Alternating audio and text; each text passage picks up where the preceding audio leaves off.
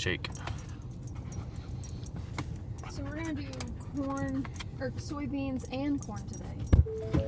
We did soybeans and corn yesterday. Yeah. I guess so. Oh man. Bentley better watch out. He's gonna burn a calorie.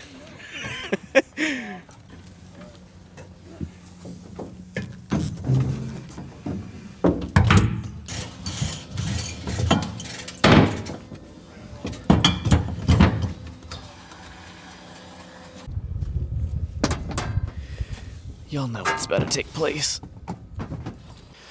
John was saying yesterday that someone spilt some soybeans. I don't know if it was asphalt or concrete or something, but he said he almost fell down. He said, those are perfectly round. Those are really slippery. And, yeah, I can see that. I gotta clean this because... Do you see Mom in there? Yeah, barely. That's because the window's so dirty.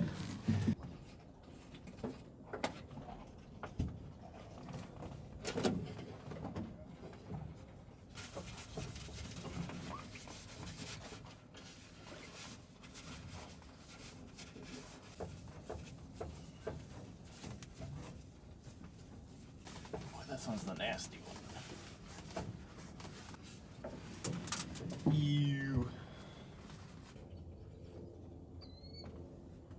This top grease fitting that we changed in North Dakota because it wouldn't take, now it's having problems taking again, so interesting. We finally got it. After a little bit.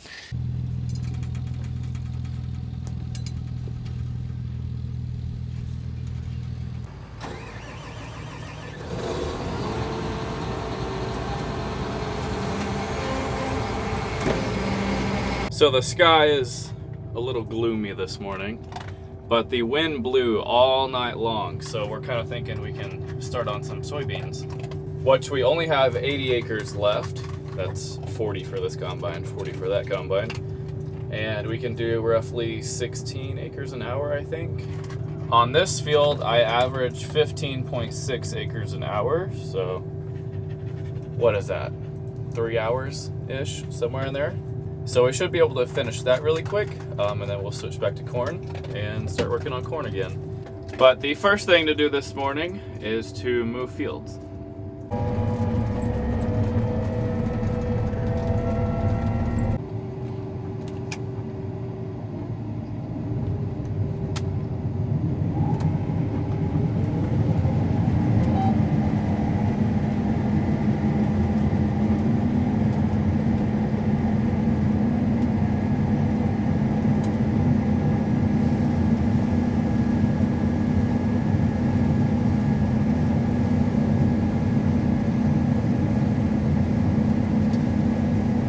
Mom has already scooped up a bunch of dirt.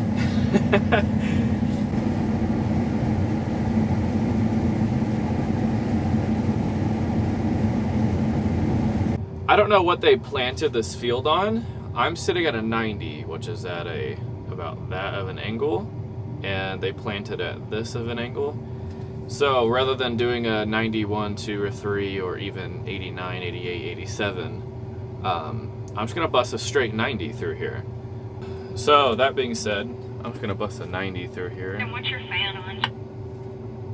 A plus 90, set A, done.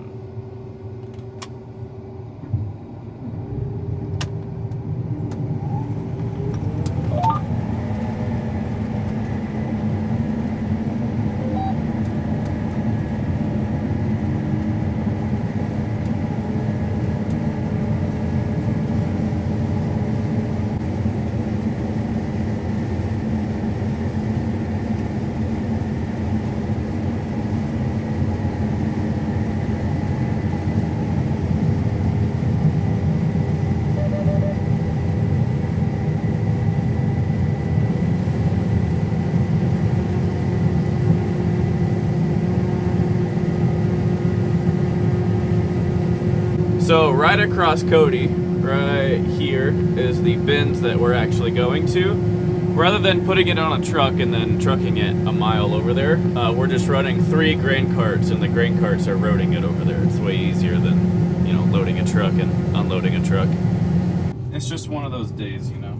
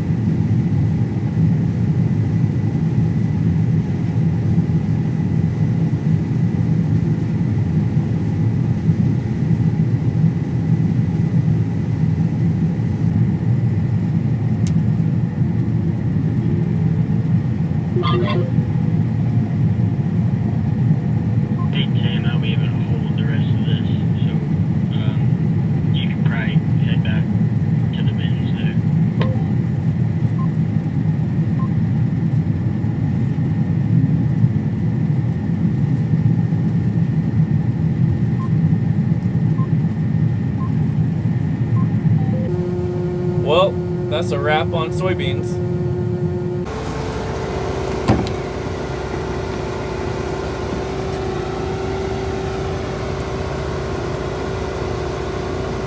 These MacDon headers are great, but to put it in and out of flex, that's a joke. They need to work on that.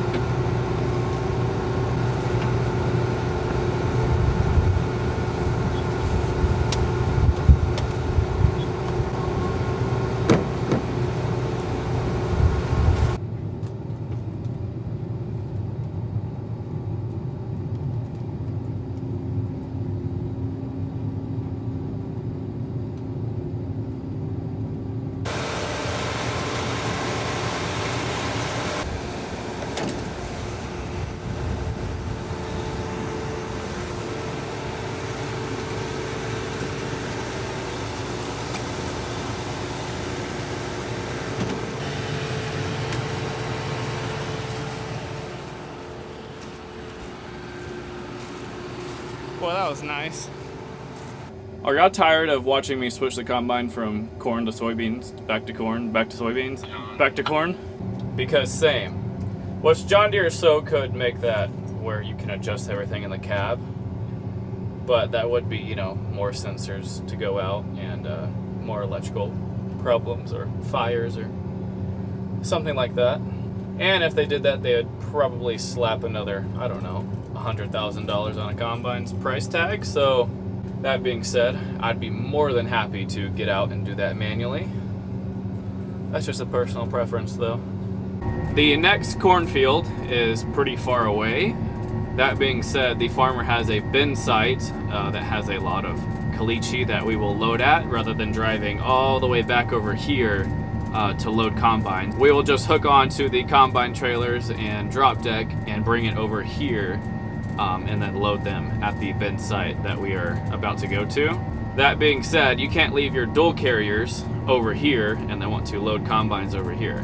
Well, this one you could probably leave. I can actually pick up this entire bar just by myself. It's pretty light. Mom's, on the other hand, has a spare tire on it. We always keep a spare tire with us. That way if one blows out or something like that, we can put it on there. Even if the tread is backwards, it'll at least, you know, let us run for the day until we can get a new tire. So we always have an extra tire with us.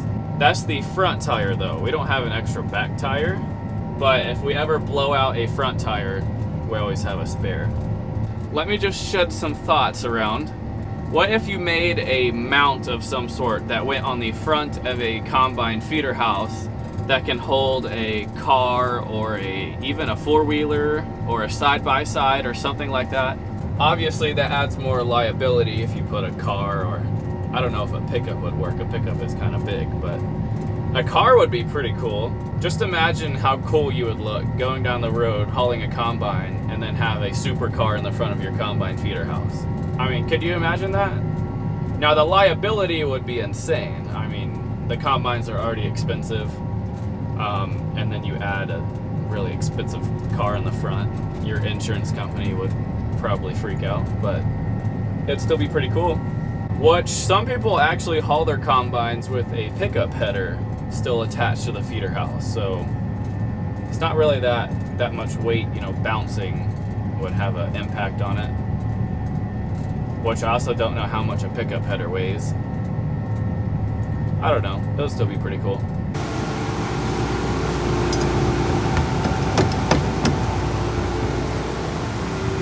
If y'all ever wondered how a header latches, so when you pull this handle down, these pins come out, basically freeing it from going that way. And then you have kind of hooks up here to hook it. That's all there is to it. And voila, just like that.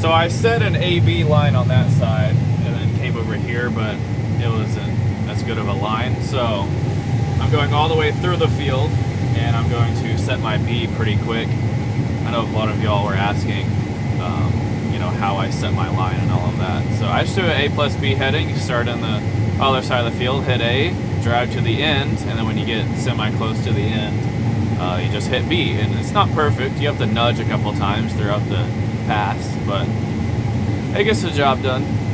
It is almost golden hour, and I asked Dad ahead of time today if he'll come run the combine so I can fly the drone again. I know, 2 days in a row.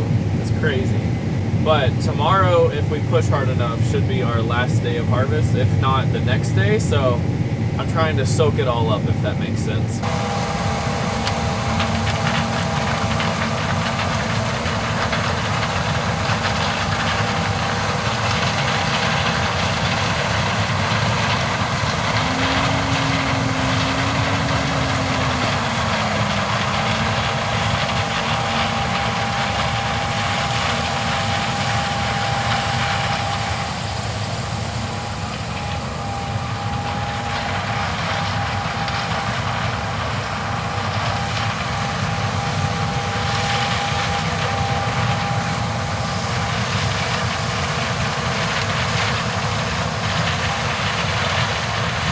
So yesterday, I started flying and it was kind of, I guess, dark.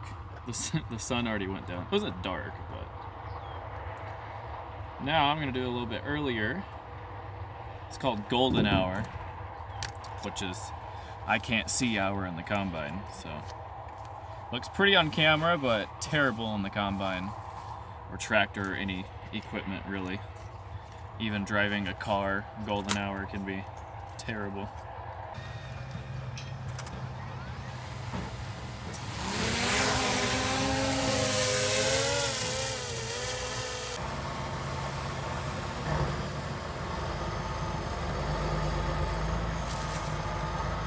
I got probably the coolest shots just now. Maybe not the prettiest shots. I think the prettiest was probably the soybean harvest video with the sun going down. That one was pretty cool. We'll just have to see what the footage looks like.